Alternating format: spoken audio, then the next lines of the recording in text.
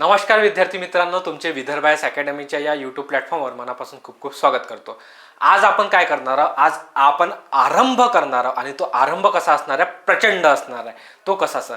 बघा, मुलांचे most of the demand येत होती, सर तुम्ही एक तर मॅरेथॉन लेक्चर घ्या किंवा मोस्ट IMP वन लाईनर स्वरूपाचे तुम्ही घडामोडी आम्हाला सांगा। मग आपण तेच करणार आहोत।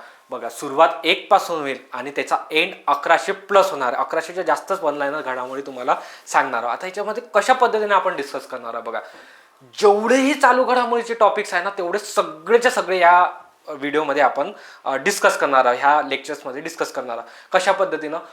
राष्ट्रीय घडामोडी, आंतरराष्ट्रीय घडामोडी असो, पुरस्कार असो, नियुक्ती। आता बघा, नियुक्ती जर तुम्ही म्हटलं तर आयोग तुम्हाला आतापर्यंत कसं विचारण्यात येत होतं की एखाद्या व्यक्तीची नियुक्ती झाली, डायरेक्ट त्या व्यक्तीचं नाव विचारण्यात येत होतं। पण आयोग आता 1 स्टेप फॉरवर्ड चाललाय। कसा चाललाय? जर तुम्हाला उदाहरण घ्यायचं म्हटलं तर जपानच्या पहिल्या महिला पंतप्रधान म्हणून कोणाची नियुक्ती झाली तर त्या आहे सनाई तकाई। आता सनाई तकाई हे नाव नाही विचारलं जात, तुम्हाला विचारलं जाते ते कोणत्या पक्षाच्या आहेत। अशा पद्धतीचे प्रश्न आतापर्यंत येत होते, पण आता ट्रेंड बदललेला आहे। तुम्हाला युद्ध अभ्यास, 2 देशादरम्यानचं युद्ध अभ्यासाचं नाव नाही विचारलं जाणार, आता तुम्हाला त्याची थीम विचारल्या जाते, कोणत्या थीमवर ते युद्ध अभ्यास घडवण्यात आला। निधन वार्ता जर घेतलं तर निधन वार्तावर तुम्हाला आतापर्यंत डायरेक्ट त्या व्यक्ती विशेषबद्दल 2-3 लाईन्स मल्टी लाईनर स्वरूपात येत होते। आता प्रश्नाचा ट्रेंड बदलला, तुम्हाला ते निधनाचं कारण विचारलं जातं किंवा त्या व्यक्तीला कोणता पुरस्कार मिळाला। निधनाचं कारण म्हणजे काय? कोणत्या रोगामुळे झालेलं आहे निधन, किंवा त्यांना मिळालेले जे पुरस्कार आहेत त्याच्याबद्दल विचारले जाते, किंवा त्यांच्या साहित्य कृतीवर प्रश्न पडते। मग आपण अशाच पद्धतीने यामध्ये डिस्कस करणार आहोत। आणि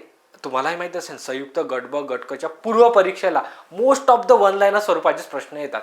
आणि आपण तर वन लाईनर्स घेणार आहोत, पण त्याच्यामध्ये तुम्हाला डिस्क्रिप्टिव्हली गोष्टी सांगणार आहोत, ज्या ज्या तुम्हाला जिथे जिथं मल्टी लाईनर स्वरूपात प्रश्न विचारले जाऊ शकते। ठीक आहे, मग तुम्हाला काय करायचं आहे? हा जो टॉपिक आहे पूर्ण 1100 वन लाईनर्सचा, तुम्हाला काय होईल की विदर्भ आयएस अकॅडमीच्या ॲपवर अवेलेबल। आता बघा, यूट्यूबवर घेणे याच्यासाठी शक्य नाही आहे, कारण की काही गोष्टी आपल्याला यूट्यूबवर नाही देता येत, आपले काही लिमिटेशन्स आहे। त्याच्यामुळे आपण एक कोर्स फॉर्म केला आहे, हार्डली 99 रुपयाचा तो कोर्स आहे।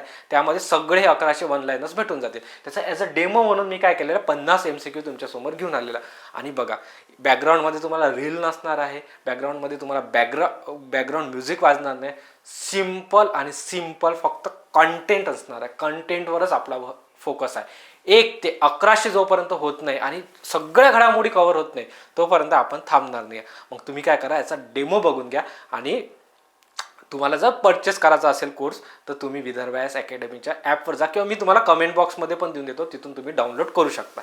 आता बघा, काही विद्यार्थ्यांचा प्रश्न असेल, सर आम्हाला कोर्स जॉईन करणे शक्य नाही। मग बघा, जर तुम्हाला असं कंडिशन असेल की नाही शक्य आहे, तर त्यांनी काही काळजी करू नका। आपण विदर्भ आयएसच्या यूट्यूब चॅनलवर सगळ्या टॉपिक्सवर कवर, काही 3-4 टॉपिक्स राहिलेला आहे। बघा, सगळे घेणे शक्य नाही, पण जेवढे घेणे शक्य झाले माझ्याने तेवढे मी सर्व विथ वर्कशीट घेतलं आहे। मग तुम्ही त्याचा फायदा घेऊ शकता। फक्त एवढंच आहे की तिथे तुम्ही एवढं बघताना सगळ्या व्हिडिओज बघून तुम्हाला टाईम जाणार, आता लास्ट टाईम आहे म्हणून मग आपण हा केला आहे, अशा पद्धतीचा उपक्रम घेऊन आलेला, त्याचा तुम्ही फायदा घ्या।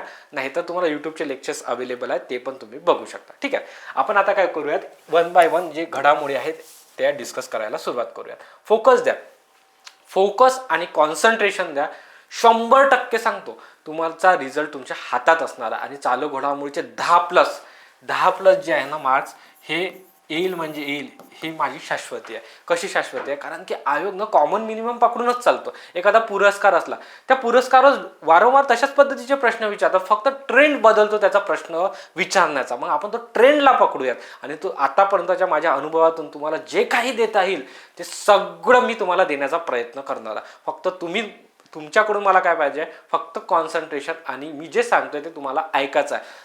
कधी कधी लक्षात होऊ शकते की तुमच्या लक्षात नाही येऊ शकत, एखादी गोष्ट डोक्यात नाही बसू शकत, पण तो प्रत्येक गोष्ट डोक्यात नसते, आपल्या सबकॉन्शियस माइंडमध्ये पण जात असते, ऑडिओ आणि व्हिडिओच्या माध्यमातून। मग काय करणार आहे? फक्त आपल्याला कॉन्सन्ट्रेशननी बघणार, वेळ काढून, आणि सगळं टॉपिक्स हार्डली 7-8 तासामध्ये मी कव्हर करून टाकणार आहे। 50 MCQ झाले, तुम्ही कोर्स परचेस केला, 8 तासामध्ये तुमचे सगळे वन लाईनर्स कव्हर होऊन जातील। बघा, पहिली घडामोडी काय की पहिला लोकपाल दिन हा कधी साजरा करण्यात आला? ठीक आहे, बघा, आता सुरुवातीला काय करूयात, आपण जो दिनवाला जो पार्ट आहे ह्या 2025 मध्ये वेगवेगळे नवीन पहिल्यांदा जे दिनविशेष राबविण्यात आलेले आहे किंवा साजरे करण्यात आले आहे ते डिस्कस करूया. त्यानंतर राष्ट्रीय घडामोडी, त्यानंतर प्रादेशिक घडामोडी, त्यानंतर नियुक्त्या, पुरस्कार, अशा पद्धतीने आपण तो एक संचामध्ये आपण जाणार. फक्त सेग्रिगेशन असं केलं नाही, रॅन्डमली एखादी घडामोडी इकडे तिकडे होऊ शकते, म्हणजे एखाद्या टॉपिक्समध्ये होऊ शकते. ठीक आहे. पहिला लोकपाल दिन. आता बघा, लोकपाल म्हणजे काय? भ्रष्टाचारासाठी काय होतं की लोकपाल विधेयक आणण्यात आलं होतं 2013 मध्ये. ठीक आहे. मग याच 2013 मध्ये विधेयक आणल्यानंतर हा लागू कधी झाला? तर हा लागू झाला 16 जानेवारी 2000. कुठे कुठे तुम्हाला 14 जानेवारी दिसेल आणि अधिसूचना 1 जानेवारी 2014 ची होती. बघा, अधिसूचना जर तुम्ही म्हटली लोकपाल विधेयकाची तर ते 1 जानेवारी 2014 रोजी होती. ठीक आहे. परंतु तो लागू कधी झाला? तो लागू झाला 16 जानेवारी. तर हाच दिन म्हणून काय केला आपण? लोकपाल दिन म्हणून साजरा करण्याचे ठरवलेला आहे. मग या वर्षीपासून 2025 पासून जो 16 जानेवारी हा दिवस आहे, काय करण्यात येत आहे? पहिला म्हणजे लोकपाल दिन म्हणून साजरा करण्यात येत आहे. बरोबर. ह्या गोष्टी तुम्हाला मिनिमम गोष्टी माहीत पाहिजे. आणि डायरेक्ट अशा पद्धतीचे प्रश्न तुम्हाला आयोग वन लाईनर स्वरूपात विचारेल. अजून याच्या रिलेटेड जर तुम्हाला बघतो म्हटलं तर भारताचे दुसऱ्या क्रमांकाचे लोकपाल कोण आहे? सद्यस्थितीत नियुक्ती झालेले आहे अजय खानविलकर. आणि पहिले कोण होते? पिनाकी चंद्र घोष. त्याच्यानंतर जर महाराष्ट्राचे लोकायुक्त जर म्हटले, आता तिकडे लोकपाल असते तर महाराष्ट्रामध्ये लोकायुक्त असते, ते कोण आहे? सध्या कानाडे म्हणून आहे. ठीक आहे. तर अशा पद्धतीने तुम्हाला ह्या टॉपिक बद्दल माहिती पाहिजे. त्याच्यानंतर बघा 5 मे. आता तामिळनाडू सरकारने व्यापारी दिन म्हणून साजरे करण्याचे ठरवलेले आहे. कोणता दिवस? 5 मे. आता पहिल्यांदा होत आहे म्हणून आपण डिस्कस करतोय. बरोबर. म्हणजे जेव्हा जेव्हा असे जे राज्य आहे वेगळ्या प्रकारचं जर एखादा दिन विशेष साजरा करण्यात येतो मग त्याच्यावर पण सुद्धा आपल्याला फोकस करावं लागते. मग बघा 5 मे हा दिवस काय केला जातो? व्यापारी दिन म्हणून तामिळनाडूमध्ये काय साजरे करण्याचे ठरवलेले आहे. महाराष्ट्राने शुद्ध देशी गोवंश जतन व संवर्धन दिन म्हणून साजरा केला जाणार आहे. आता 22 जुलै काय? महाराष्ट्राचे जे मुख्यमंत्री आहेत देवेंद्र फडणवीस यांचा जन्म दिनांक आहे 22 जुलै. त्याच दिवशी महाराष्ट्राने शुद्ध देशी गोवंश जतन व संवर्धन दिन म्हणून साजरा करण्याचे काय ठरवलेलं आहे. ठीक आहे. हरित क्रांतीचे प्रणेते. बघा, मोस्ट IMP घेऊन आलं म्हणजे तुम्हाला प्रत्येक सेंटेन्स मध्ये काय मिळणार आहे? एक असा प्रश्न, असं वाटेलच तुम्हाला की हाच प्रश्न येऊ शकतो सर, हाच प्रश्न येऊ शकतो. बघा, हरित क्रांतीचे प्रणेते, जे आपले हरित क्रांतीचे जनक म्हणतो आपण भारताचे, डॉक्टर MS स्वामीनाथन यांच्या जन्मदिवस निमित्त महाराष्ट्र शासनाने शाश्वत शेती दिन. बघा, त्यांचं योगदान तुम्हाला माहित आहे. शेतकऱ्यांसाठी स्पेशली काय म्हणते तुम्हाला हरित क्रांतीसाठी काय केलं आहे त्यांनी? खूप योगदान दिलेलं आहे. MS स्वामीनाथन. त्यांची 2023 सप्टेंबर 2023 मध्ये निधन झालेलं आहे. ठीक आहे. आणि त्यांना या वर्षी म्हणजे 2025 मध्ये 100 वर्ष शताब्दी वर्ष आहे त्यांच्या जन्माचं. ठीक आहे. 1925 ला त्यांचा जन्म झालेला आहे. तर त्याच अनुषंगाने महाराष्ट्र शासनाने काय केलं आहे? 7 ऑगस्ट त्यांचा जन्मदिवस जो आहे तो काय करण्यात येत आहे? शाश्वत शेती दिन म्हणून काय करण्यात येतील? आतापासून 2025 पासून साजरा करण्यात येतील. कोणता दिवस? 7 ऑगस्ट. आलं का लक्षात? बघा, किती महत्वाची व्यक्ती आहे MS स्वामीनाथन. याच्यावर 2 प्रश्न येऊन गेले तुम्हाला मल्टीलायनर स्वरूपाचे. मग आता जर तुम्हाला विचारायचं असले तर त्याच्यावर पण प्रश्न विचारायला काही हरकत नाही आहे. 12 ऑगस्ट. लडाखने सिंधू नदीच्या स्वच्छतेसाठी आणि संवर्धनासाठी हा दिवस स्वच्छता आंदोलन दिवस म्हणून घोषित केलेला आहे, म्हणजे साजरा करण्याचं ठरवलेला आहे. कशासाठी? सिंधू नदीच्या स्वच्छतेसाठी आणि संवर्धनासाठी हा दिवस. ठीक आहे. तो कोणता दिवस आहे? तो 12 ऑगस्ट आहे. त्यानंतर बघा, छत्रपती शिवरायांची आग्रावरून भररी हा दिवस शिवचातुर्य दिन. बघा, फोकस द्या. शिवचातुर्य दिन.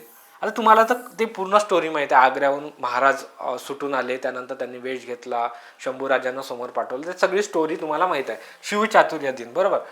तर हा दिवस कोणता होता? 17 ऑगस्ट होता. मग ह्या 17 ऑगस्टलाच आपण काय करणार आहे? आता शिवचातुर्य दिन म्हणून काय साजरा करण्यात येणार आहे. ही गोष्ट तुम्ही लक्षात ठेवा. आणि महत्त्वाचं आहे, महाराष्ट्र शासनाद्वारे घोषित करण्यात आलेला आहे. WHO ने आता ह्या झाल्या आपल्या राज्याच्या आणि नवीन दिनविशेष झाल्या. आता आपण आंतरराष्ट्रीय स्तरावर बघूया. WHO वर्ल्ड हेल्थ ऑर्गनायझेशन ने 2025 पासून कोणता दिवस आयुष्य वैद्यकीय कोडिंग आणि रेकॉर्ड दिवस म्हणून घोषित करण्यात आलेला आहे? बघा, 10 जानेवारी हा दिवस जो आहे ना WHO द्वारे आयुष्य वैदिक कोडिंग आणि रेकॉर्ड दिवस म्हणून काय करण्यात येणार आहे, साजरा करण्यात येणार आहे. ठीक आहे. त्यानंतर बघा जागतिक ध्यान दिन. आता हा फर्स्ट टाइम युनायटेड नेशन्समध्ये अशा प्रकारचा प्रस्ताव कोणत्या देशाने मांडला होता, लिक्टेनस्टीन नावाचा देश आहे एक, त्यांनी अशा प्रकारचा प्रस्ताव मांडला होता की वर्ल्ड मेडिटेशन डे नावाचा एक दिवस असायला पाहिजे. आणि तो दिवस कोणता असायला पाहिजे, 21 डिसेंबर.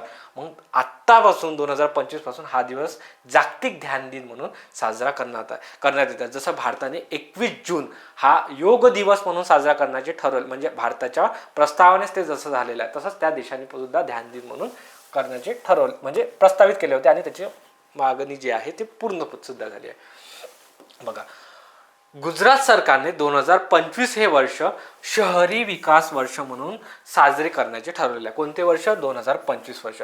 ही बिट्स पण तुम्हाला खूप महत्वाची आहे. असं विचारलं जाऊ शकते तुम्हाला, शहरी विकास वर्ष 2025 हे कोण साजरे केलं, कोणत्या राज्यांनी साजरं केलेलं, ते कोण आहे, गुजरात सरकार आहे. बघा हे वर्ष 2025 हे वर्ष इयर ऑफ रिफॉर्म म्हणून कोणी घोषित केले, ते कोणी केले, संरक्षण मंत्रालयाने केले. की या वर्षामध्ये मोस्ट ऑफ द मोस्ट म्हणजे संरक्षण क्षेत्रामध्ये काय करण्यात आलेलं आहे, प्रायव्हेट सेक्टरला अवेलेबिलिटी देण्यात आलेलं आहे, त्यांना परमिशन्स देण्यात आलेलं आहे की त्यांनी नवीन नवीन जे संरक्षण क्षेत्रातल्या ज्या काय क्षेपणास्त्र आहे यामध्ये तुम्ही यावं बा म्हणून. त्यासाठी म्हणून काय केलेलं आहे, म्हणूनच त्याला इयर ऑफ रिफॉर्म म्हणून घोषित करण्यात आला आहे 2025ला. बघा युनायटेड नेशनचे मोस्ट IMP सांगतो, आयोगनं आता इथं फसू शकते पोरांना, काय वाटेल की युनायटेड नेशननी जसं 2024मध्ये एकच जे आहे घोषित केलं होतं, इयर ऑफ कॅलेमिटीज म्हणजे उंटांचे वर्ष 2024 युनायटेड नेशनद्वारे घोषित करण्यात आलं होतं, आंतरराष्ट्रीय उंटांचे वर्ष 2024. परंतु आता 2025मध्ये 3 प्रकारचे काय करण्यात आलेलं आहे, वर्ष घोषित करण्यात आलं आहे. मग आयोग असा विचारेल खालीलपैकी युनायटेड नेशनने 2025 वर्ष कोणता दिवस म्हणून साजरा करण्याचे ठरवलं किंवा कोणतं वर्ष म्हणून साजरा करण्याचे ठरवलं आहे. मुलं काय करतात, ईज आणि वॉजवर जातात. मग ईज मध्ये एकच प्रकारचा आहे, एक कोणीतरी त्यांनी याच्यातलं वाचलं असेल, विज्ञान आणि तंत्रज्ञान क्वांटमवर आहे, ठीक आहे, मग ते बरोबर मानून देतील. पण आता तुम्हाला हे कळायला पाहिजे की युनायटेड नेशनचे 2025 वर्षाच्या 3 थीमवर होते. कोणते, हिम नदी संवर्धन वर्ष, ग्लेशियर्स वर्ष म्हणू शकतो, आंतरराष्ट्रीय सहकारी वर्ष आणि क्वांटम विज्ञान आणि तंत्रज्ञान, या 3 थीमवर या वर्षी जे काय होते 2025चं UN काय केलं होतं, घोषित करण्यात आलेलं होतं. हे लक्षात ठेवा, इथे तुम्हाला पकडता आलं पाहिजे. मग मी तुम्हाला ह्याच गोष्टी सांगण्याचा प्रयत्न करतोय की तुम्ही जे तुम्हाला लॉजिक्स वगैरे सांगण्यात येते की नाही, जर तुम्हाला असं विचारलं आंतरराष्ट्रीय वर्ष 2025चं कोणतं घोषित करण्यात आलं, तुम्ही एकच पकडा, त्यामध्ये तुम्हाला 4 ऑप्शन दिले राहील आणि अबक ऑप्शन दिले राहतील त्यामध्ये, मग तुम्ही तिथं फसले नाही पाहिजे. मग अशा गोष्टी लक्षात ठेवा की अशाही प्रकारच्या 3 थीमवर 2025चं वर्ष डिपेंड होतं. तसंच बघा UNचं आता 2026चं वर्ष कोणत्या थीमवर राहणार आहे, international year of the women farmer, जे महिला शेतकरी आहे त्यांच्यासाठी हे वर्ष डेडिकेट करण्यात आलेलं आहे. आणि सोबतच international year of rangelands and pastoralist, बरोबर, म्हणजे काय आहे, जे पशुपालक असतात आणि गवताळ प्रदेश असते त्यांच्यासाठी स्पेशली UNने 2026 वर्ष डेडिकेट केलेलं आहे. आता बघा हे झाले आपले दिनविशेष संबंधी आपण ज्या घडामोडी होत्या त्या सगळ्या बघितल्या, नवीनवाले पहिले जे झालेले आहे 2025मध्ये. आता आपण काय करूयात, आंतरराष्ट्रीय घडामोडी ह्या सुटल्या होत्या आपल्या, त्या एकदम डीपमध्ये आणि चांगल्या पद्धतीने आपण डिस्कस करूयात. 16 वर्षाखालील मुलांसाठी सोशल मीडियावर बंदी घालणारा देश, सगळ्यांनी वाचलेला आहे, 2024ची न्यूज आहे, ऑस्ट्रेलिया. आणि ज्यांनी वाचलं नसेल त्यांनी अपडेट करून घ्या.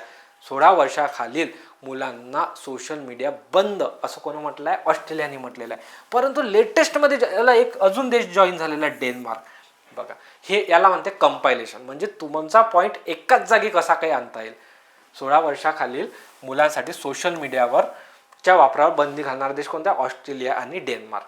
ठीक आहे, या देशाने चीनच्या बेल्ट अँड रोड इनिशिएटिव्ह मधून बाहेर पडण्याचा निर्णय घेतलाय. BRO आपण त्याला तुम्हाला मोस्ट ऑफ द ठिकाणी BRO दिसेल. आता BRO काय आहे की हा जो भारत देश असेल तर ह्या भारत देशाच्या आजूबाजूला जो हिंदी महासागर आहे इथून त्यांनी काय केलं होतं, एक रस्ता काढण्याचं ठरवलं होतं, ज्याच्यातून काय होईल की त्यांना ट्रेड वगैरे करण्यासाठी सोपी जाणार. अशा पद्धतीचा इनिशिएटिव्ह होता. सध्या आता तो म्हणजे फ्लॉपच म्हणता येईल किंवा अजून इम्प्लिमेंटेशन त्या पद्धतीनं झालेलं नाही आहे, परंतु आहे तो जबरदस्त प्लॅन. जेव्हा केव्हा इम्प्लिमेंट होईल तो एकदम बेस्ट पद्धतीने होईल. मग त्याच्यात काय होत आहे की भारतात तर समावेश नाही करू शकत, भारत त्याच्यामध्ये आहेच नाही, परंतु आता हळूहळू काय होत आहे त्यामधून देश माघारी घेत आहे. कोणता, पनामा आणि ब्राझील नावाचे हे दोन देशांनी काय केलं आहे, सद्यस्थितीत त्या BRO मधून बाहेर पडलेलं आहे. या देशांनी संयुक्त राष्ट्र मानवाधिकार परिषदेतून बाहेर पडण्याची घोषणा केलेली आहे. बघा, अशा पद्धतीचे आयोग प्रश्न विचारतात बरं का, की कोणत्या देशांनी राष्ट्रीय मानवाधिकार संयुक्त राष्ट्र मानवाधिकार जे आहे संस्था त्याच्यातून बाहेर पडण्याचा निर्णय घेतलाय. कोणते देश आहे, इस्रायल आणि अमेरिका, या दोन देशांनी. अमेरिकेनं तर मोस्ट ऑफ द युनेस्को मधून पण बाहेर पडण्याची प्रोसेस सुरू झालेली आहे. मग तुम्हाला लक्षात यायला पाहिजे ते. जागतिक आरोग्य संघटनेतून माघार घेतलेले. बघा, जसं हे संयुक्त राष्ट्र मानवाधिकार आहे ना, तशाच पद्धतीचं आपले जागतिक आरोग्य संघटना आहे बघा, वर्ल्ड हेल्थ ऑर्गनायझेशन, त्याच्यामधून का बरं घेत आहे, त्याची काढणी मीमांसा आपल्याला करायची नाही, कारण की आपल्याला परीक्षेमध्ये ते विचारलं जात नाही. कारण असं होतं, कारण की ह्या संस्था ज्या पद्धतीने वर्क करायला पाहिजे आणि ज्या न्यूट्रॅलिटीने वर्क करायला पाहिजे त्या पद्धतीने करत नाही. त्याच्यावर पक्षपातीचा आरोप होतो आणि ॲक्च्युली होते, तशी पॉलिटिक्स तिथे चालतात. तर त्या दृष्टिकोनातून एखाद्या देशाला वाटत असेल की मला नाही ह्या संस्थेमध्ये राहायचं, तर मग त्यांच्याजवळ राईट्स असतात निघण्यासाठी. मग त्यांनी WHO मधून माघार घेण्याचा ठरवलं. अजून निघालेलं नाही आहे, फक्त घोषणा केली आहे. कोणी, अर्जेंटिना या देशाने. अशी घोषणा अमेरिकेने सुद्धा केली होती, पण सध्या ती निघालेले नाही आहेत. त्याच्यासाठी काही टर्म्स असतात, त्याच्यानंतर ते निघू शकतात. घोषणा कोणी केली, अर्जेंटिना, आणि अजून एक देश ॲड करा, America.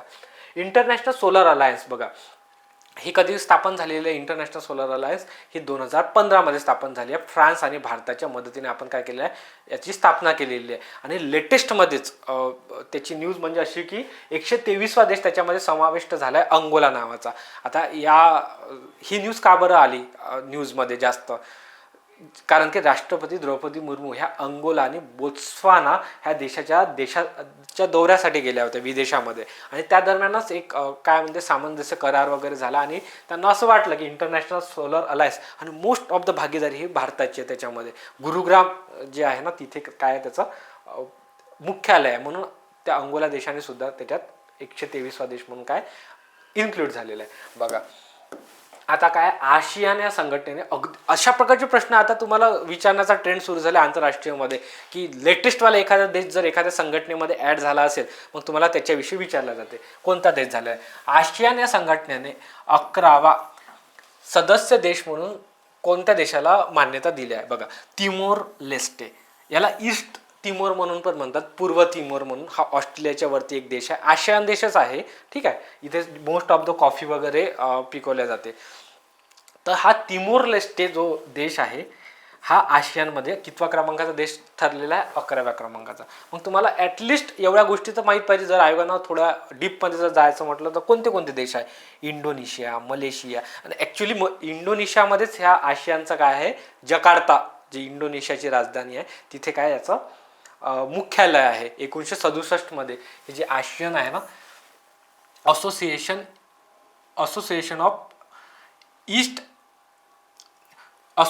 Of south east Asian nations, बरोबर, असं त्याचा लॉंग फॉर्म आहे. काय आहे, association of south east Asian nations. याची स्थापना कधी झाली आहे, याची स्थापना 1967 मध्ये झालेली आहे, ठीक आहे. एखादा डायरेक्ट तुम्हाला होऊ शकते की इकॉनॉमिक्स वगैरेमध्ये तुम्हाला प्रश्न विचारला जाऊ शकते आंतरराष्ट्रीय संघटनेवर, तर लक्षात ठेवा आशियानची स्थापना 1967 मध्ये झाली आहे. आणि 2025ची जी आवृत्ती होती याची, ही 2025ची आवृत्ती ही 47व्या क्रमांकाची होती, जस्टमध्ये आता पार पडलेली आहे. आणि त्याच्यामध्येच 11व्या जो देश आहे तिमोर लेस्टे त्याला समावेश केलेला आहे.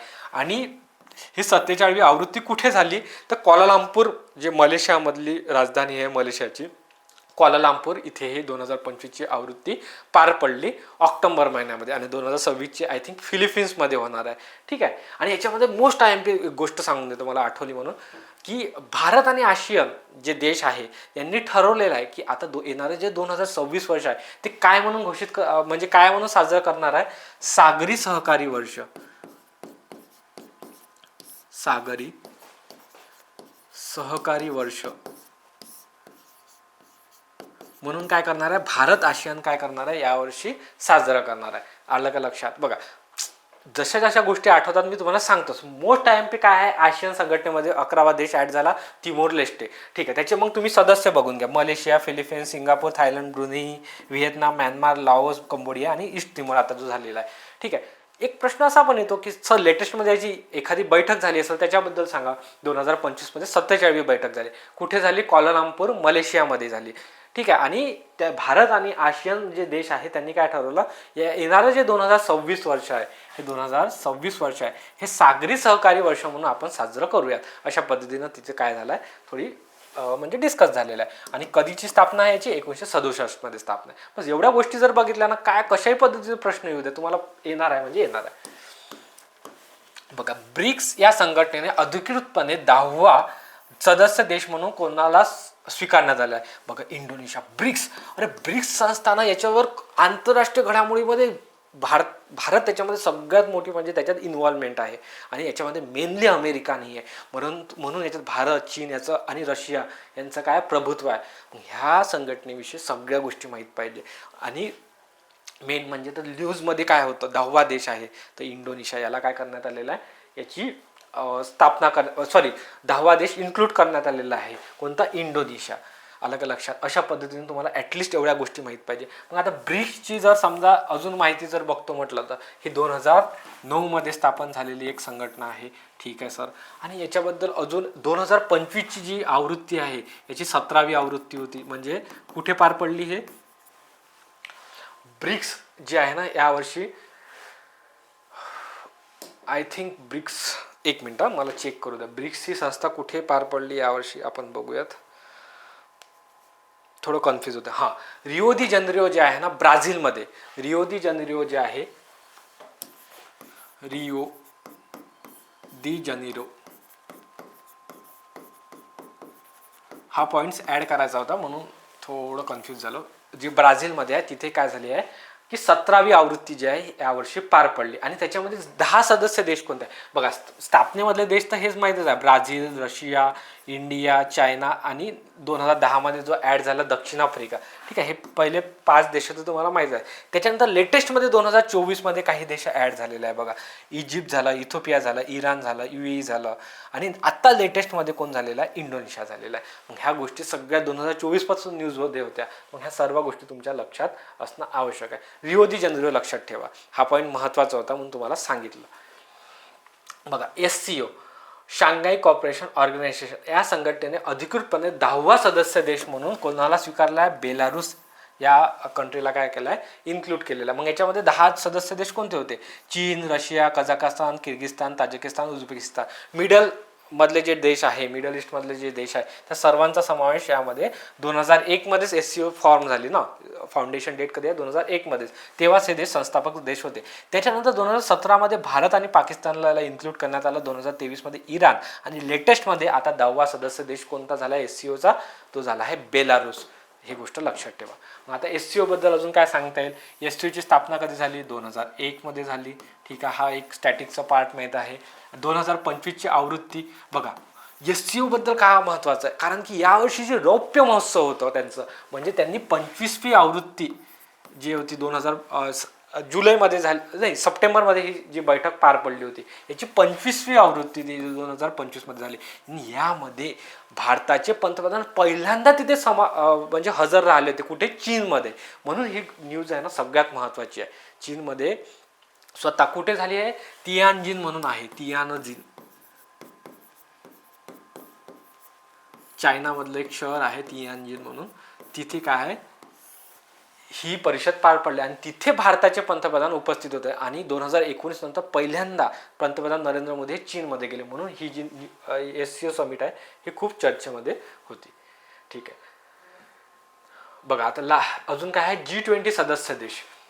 G20 बद्दल तुम्हाला माहिती असेल, 1999मध्ये फॉर्म झालेली एक हे आहे. आणि मोस्ट IMP ज्या देश आहे सगळे याच्यात समावेश आहे. अमेरिका झालं, भारत, चीन, Russia, Britain, Australia, France, Japan, दक्षिण कोरिया, अर्जेंटिना, इंडोनेशिया, दक्षिण Africa, Brazil, Italy, Saudi Arabia, Canada, Mexico, Germany, तुर्की, युरोपियन देश. 27 देशाचा जो युरोपियन युनियन आहे त्याचं पण समावेश आहे. मोस्ट IMP आयोगानं काय विचारलं तरी तुम्हाला मागच्या वेळेस की आफ्रिकन युनियन हा झाला, पुऱ्या जगाला माहीत होतं की आता G20 जरी असलं तर याचा G21 व्हायला पाहिजे होतं, पण सध्या G20च आहे. सगळ्या जगाला माहित होतं. काय माहित होतं की लेटेस्ट मधला देश कोणता झाला, आफ्रिकन युनियन ॲड झाला. तुम्हाला विचारलं की आफ्रिकन युनियनचं नॅशनल अँथम कोणतं आहे. बघा आयोग कुठं जाते, आयोग 1 स्टेप फॉरवर्ड जाते. मग आपलं पण 1 स्टेप फॉरवर्ड जाणं महत्त्वाचं आहे की G20चं अशा पद्धतीच्या जे न्यूज आहे कलेक्ट करता आली पाहिजे. आता तुम्हाला देश कोणता इन्क्लूड झाला हे विचारणार नाही, तिची आवृत्ती. आता SCOची 25वी आवृत्ती होती, मोस्ट IMP झाली. मग तुम्हाला ते माहीतच पाहिजे की कुठं पार पडले, तियानजिन चायनामध्ये पार पडले. ठीक आहे. आणि G20 ही समिटनं दक्षिण आफ्रिकामध्ये जोहान्सबर्ग नावाचं शहर आहे तिथे पार पडली होती. याची आवृत्ती 20वी होती. म्हणजे G20ची 2025ची आवृत्ती किती होती, 20वी होती. बघा याच्यावर पण आयोगाने प्रश्न येऊन गेलेला. 5 आईज देश आता का बरं न्यूजमध्ये होता, कारण की त्या टाइमला कॅनडा आणि भारताचं थोडंसं इंटरनॅशनल रिलेशनमध्ये कॉन्फ्लिक्ट सुरू होते. आणि हे 5 आईज का बरं चर्चेत आले होते की ह्या 5 देशांचा, अमेरिका, ऑस्ट्रेलिया, न्यूझीलंड, कॅनडा आणि ब्रिटन, ह्या 5 देशांचा काय एक समूह आहे. त्याच्यामध्ये काय होते की ह्या देशामध्ये जे इंटेलिजन्स युनिट्स आहे, म्हणजे एखादा दहशतवादी हल्ला असू शकते किंवा इतर कोणत्या काही घडामोडी होत असेल, इंटेल जे म्हणतो आपण त्याला इंटरनल सिक्युरिटीसाठी, तर हे काय करतात, जे इंटेल एक्सचेंज करतात, माहिती एक्सचेंज करतात बरोबर एकमेकांशी.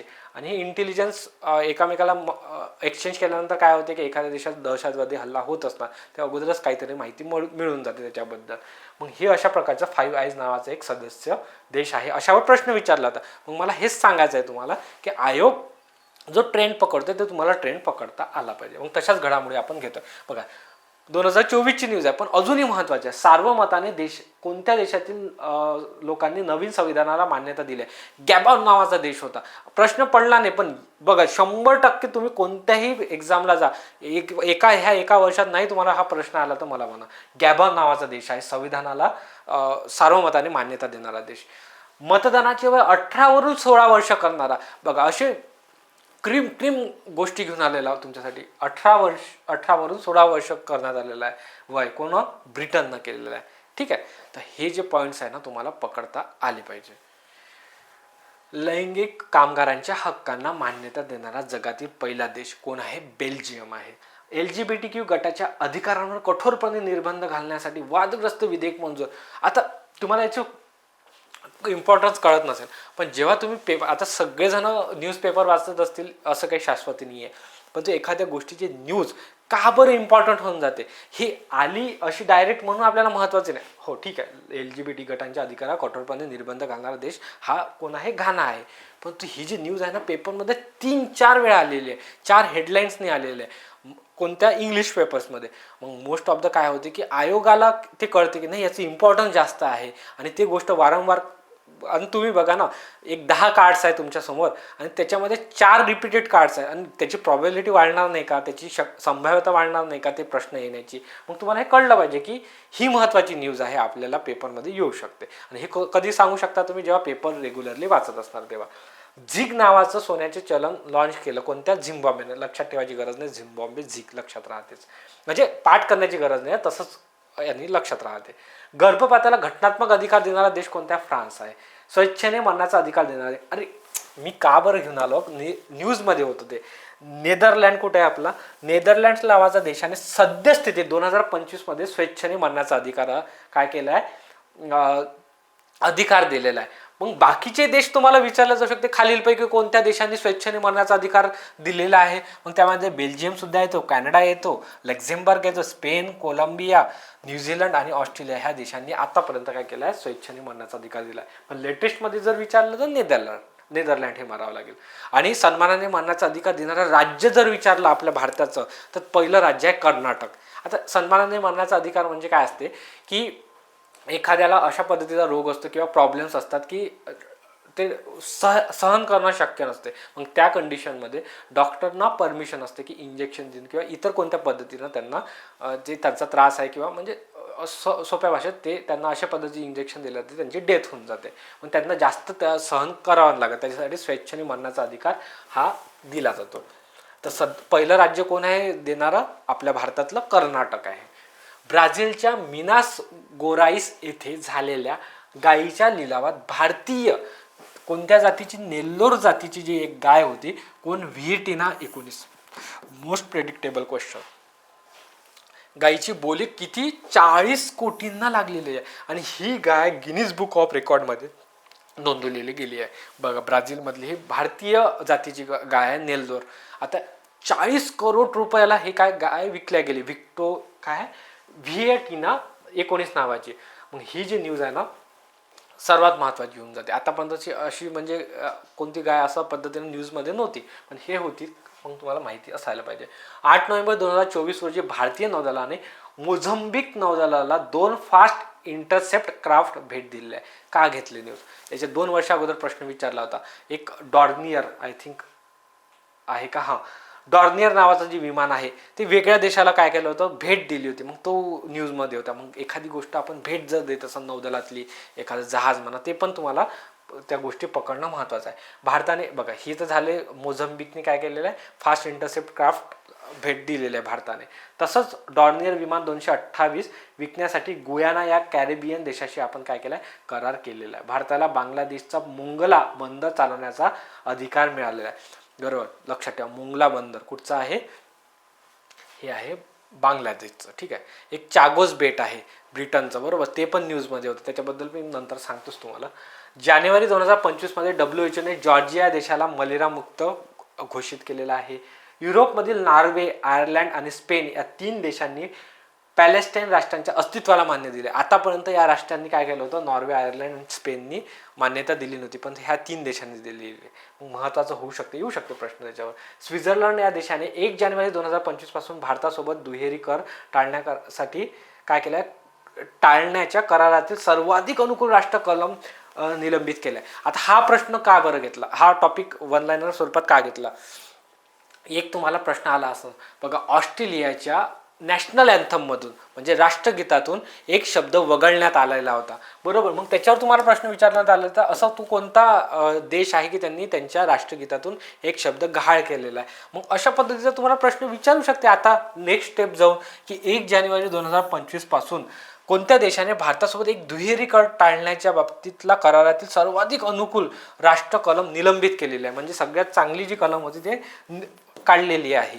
ते कोणी काढलेली आहे स्वित्झर्लंड देशाने. का काढली आहे त्याची कारणी मीमांसा आपल्याला करायची नाही आहे. आपल्याला फक्त माहीत पाहिजे की अशी कलम काढणारा कोण आहे दुहेरी जो कर आहे टाळण्यासंबंधी तो कोण आहे स्वित्झर्लंड नावाचा देश आहे. महाराष्ट्रातील पर्यटन स्थळांची माहिती देणारे पर्यटन केंद्र व बहुउद्देशीय संकुल मॉरिशस येथे सुरू करण्यात आले आहे. एलॉन मस्क यांनी स्थापन केलेल्या नव्या पक्षाचे नाव काय अमेरिका पार्टी.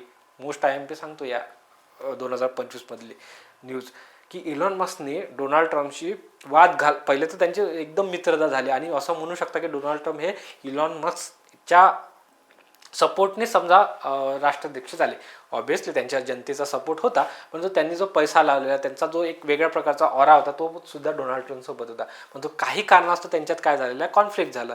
मग त्या कॉन्फ्लिक्टमुळे काय केलं स्वतःची त्यांनी पार्टी सुरू करून दिली आणि त्याला नाव काय दिलं अमेरिका पार्टी दिलं.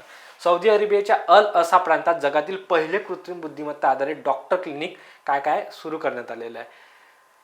युरोपियन युनियनच्या अर्थमंत्र्यांनी बल्गेरियातील 1 जानेवारी 2026 पासून युरो चलन स्वीकारण्याचा अधिकृत मान्यता दिलेली आहे. बघा युरोपियन युनियनचं कोणतं एक चलन आहे युरो नावाचं चलन असते बरोबर आणि हा स्वीकारणारा देश कोणता आहे 21वा देश हा देश आहे बल्गेरिया. लक्षात ठेवा. बघा कंबोडिया थायलंड मंदिर वाद हा प्रेम विहार मंदिर नावाच्या प्राचीन शिव मंदिराच्या मालकी हक्कावरून सुरू आहे. बरं असं विचारू शकते की प्रेम विहार मंदिर हे कुठे स्थित आहे. मग ते कुठे स्थित आहे कंबोडिया आणि थायलंडच्या सीमेवर स्थित आहे आणि ह्या दोघांच्या दरम्यान ह्या मंदिरावरून काय झालं होतं कॉन्फ्लिक्ट तयार झाली होती. हे शिव मंदिर आहे ॲक्च्युली कॉन्फ्लिक्ट तयार झालं होतं की हे आमचं आहे की तुमचं आहे. ठीक आहे. आणि जागतिक वारसा स्थळ असल्यामुळे काय होतं की त्यांचं असं म्हणणं होतं की कोणालाही असं वाटेल ना की एवढं महत्त्वाचं स्थान आपल्या देशामध्ये असावं.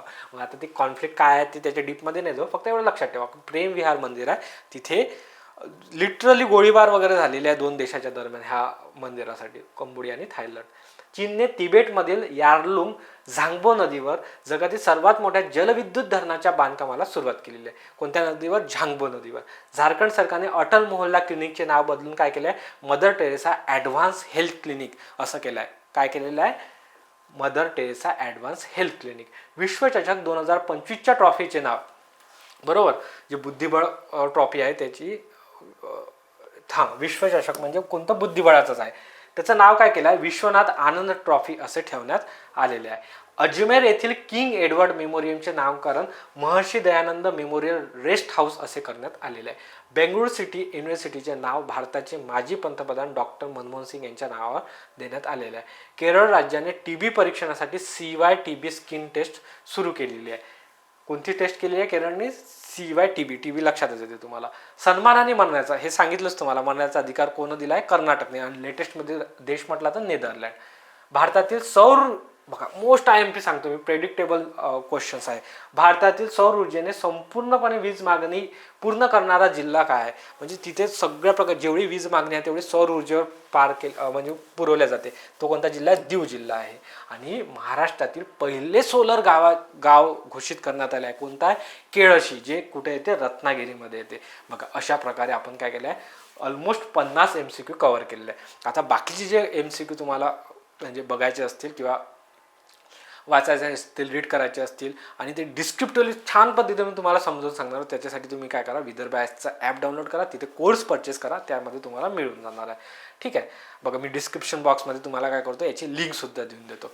मग आता आपण काय करूयात की नेक्स्ट घडामोडीसाठी ॲपमध्ये भेटूयात आणि तुम्हाला सगळ्या घडामोडी one liner, most of the most IMP सगळ्या कव्हर करूयात, जेणेकरून तुम्हाला 10+ मी तो म्हणतो 12+ आला पाहिजे, पण आपण आश्वासन 10+चं 100% देऊ शकतो आणि त्याचा तुम्ही फायदा घ्या. आणि असंच विदर्भ IAS अकॅडमीशी जुळून राहा. मी एखादा व्हिडिओ तुमच्यासाठी अजून इम्पॉर्टंट असेल तो यूट्यूबला घेऊन येईल. तोपर्यंत मी तुमची रजा घेतो. खूप खूप धन्यवाद.